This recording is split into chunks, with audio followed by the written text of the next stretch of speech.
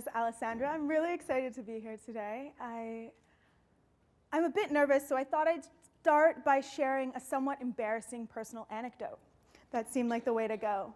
I don't know if it's because I was born in the 1980s, because I've watched one too many romantic comedies, or maybe because I'm a poet, and so by nature somewhat melodramatic. But over the last year, I've begun to write messages to myself in red lipstick on my bathroom mirror. Yeah? A little bit cheesy. But as I've been getting ready to come here today and speak with you on this theme of taking on the world, the message on my bathroom mirror has changed. And so now, each morning when I get up and brush my teeth, the words written in my own reflection over my forehead are, "Be who you want to be." A deceptively simple statement. And today I'm going to do two poems that honor people who did just this, and in doing so, changed the world. The first is a woman who, even when she was so injured she could not rise from her bed, asked that a mirror be brought to her so she could continue to paint her self-portraits. This is called Painter of the People. In a country guarded by the Virgin of Guadalupe, she was a sacred heart with the jawbone of Picasso and "don't mess with me" hands. Even after the accident sent a 10-foot pole through her pelvis, Frida Kahlo raised Trotsky up the pyramid of the sun and won.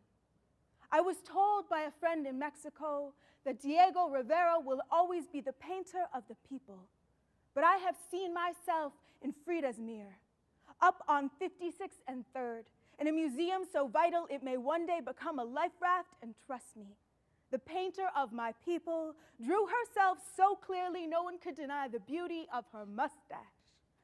This is how truth is painted. In traction, in hospital, refusing medicine until a blank canvas is brought forth. When each stroke cuts like a surgeon's knife, you only paint what is necessary. Boca, ojos, corazón. Sharp metal braces and the half-body that survives between sky and self. There were times her husband stayed with her like a compass, and there were times her husband strayed from her, cheating with 1,000 women, painting the city with her sister's name, Christina. So she spun, like a needle with no north, until she needed no north, wearing the flowers of her people's revolution like a diadem, until the scent of violets felt like loneliness and hyacinths made her laugh. There was a bridge between her and her husband's home, like the valve between heart chambers. But in those years, it remained closed, as she posed for photographers like a rare bird. Though she was rattlesnake, feral and hungry infrequently, embracing the shake of death which followed her. In a country guarded by the Virgin of Guadalupe, there are those who now call Frida Our Lady. They have painted a mantle of light to her brow and count rosaries to her oils, knowing she painted from life's cradle, with holy ochre, sacred red, and one way to explain the slow process of dying. These were the flowers she gave herself. These were the paintings she offered us. The portraits of a woman becoming history. The strokes of one who kisses death but slaps her lover in the meantime, saying, "Love me better, while you can." Thank you. Thank you so much.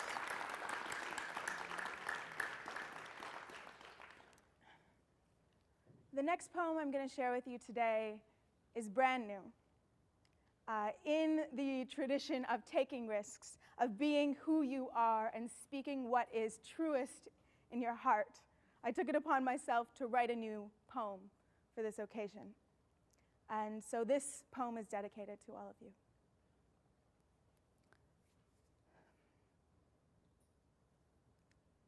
You will be a disgrace to yourself and all your family.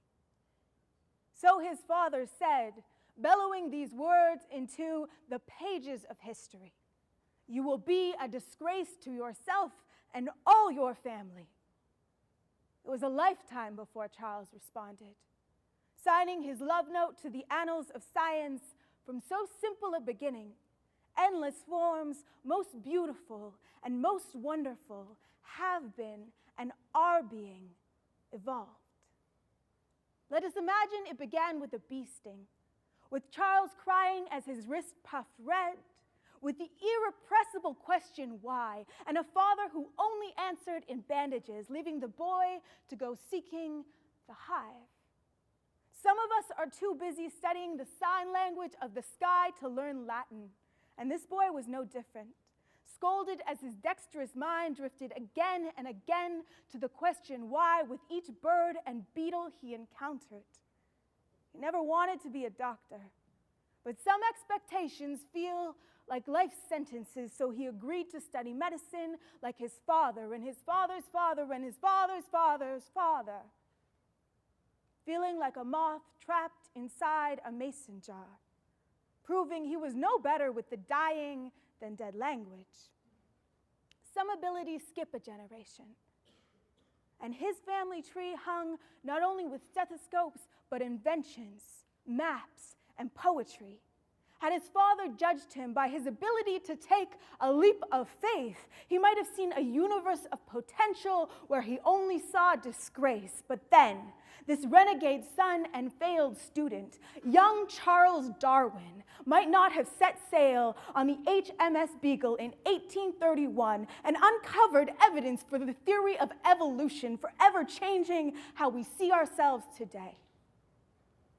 And it's not just our bodies that evolve on a never-ending tide of dynamic mutation. It's our thinking. The greatest leaps have arrived unexpected. Einstein was a clerk writing chicken scratch notes. Rosa Parks did not know what would happen when she boarded the bus, and Darwin, he left home a disgrace. We can't know what this moment will mean to history. We can only do what we feel is right. And when it seems like our choices are gone, like we stand in the antithesis of progress, in oil spills and unjust laws, know that evolution is still knocking on our door, asking us to stand up for what we believe in, because this is the only way anyone has ever changed the world. From so simple a beginning, endless forms, most beautiful and most wonderful, continue to be evolved. Thank you so much.